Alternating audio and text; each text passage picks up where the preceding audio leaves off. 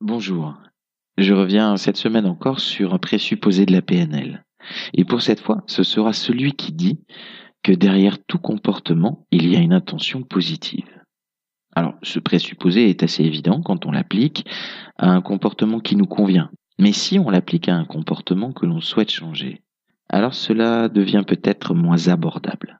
Vous souhaitez par exemple arrêter de fumer, arrêter de grignoter entre les repas, arrêter de rouler vite alors que vous n'avez plus de points sur le permis. Et jusque-là, vous n'y parvenez pas. Malgré tous vos efforts, malgré la conscience que vous avez de l'intérêt pour vous de changer ce comportement que vous jugez néfaste. Alors oui, il n'est pas évident de voir en quoi ces comportements que vous souhaitez changer sont ou seraient positifs pour vous. Pourtant, il y a pour vous dans chacun de ces comportements une intention positive. Pas le comportement en entier, mais juste une intention. Mais quelle serait cette intention positive pour les exemples que j'ai cités? Alors difficile d'avoir une seule réponse. La bonne réponse vous est propre, c'est la vôtre, et elle répond à vos besoins.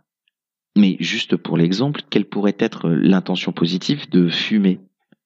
L'intention première de la première cigarette, c'était peut-être l'appartenance à un groupe, la socialisation, la maturité, faire comme les grands.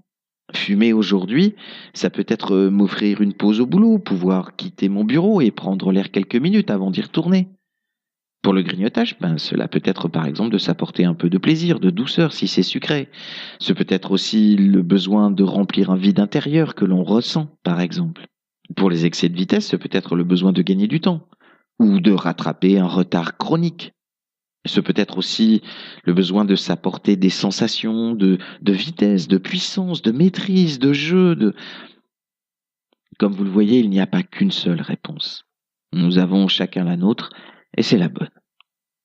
Alors pour tenter de découvrir la vôtre, essayez de prendre un pas de recul face à votre comportement à changer et cherchez, sans juger ce comportement, en toute bienveillance avec vous-même.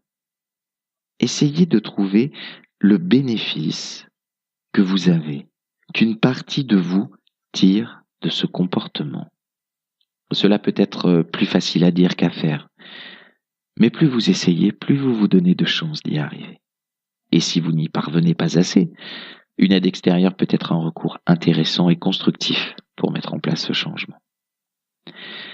Mais une fois que vous avez identifié cette intention positive, alors tout changement devient accessible, paisiblement et confortablement, parce que vous trouverez une nouvelle solution pour assouvir ce besoin que vous avez identifié, et que vous n'aurez plus inconsciemment de raison de ne pas changer le comportement que vous vouliez changer. Voilà en quelques mots mon explication de ce présupposé de la PNL qui dit que tout comportement répond à une intention positive, et aussi de ses conséquences sur la mise en place du changement, de votre changement. Si cela vous interpelle ou vous parle, n'hésitez pas à commenter. En plus d'ouvrir une discussion qui peut être fructueuse, cela m'aide aussi à affiner et partager mieux avec vous. Et si cela vous fait penser à l'un de vos proches, n'hésitez pas à partager tout simplement. Merci pour votre écoute et je vous souhaite une très belle journée.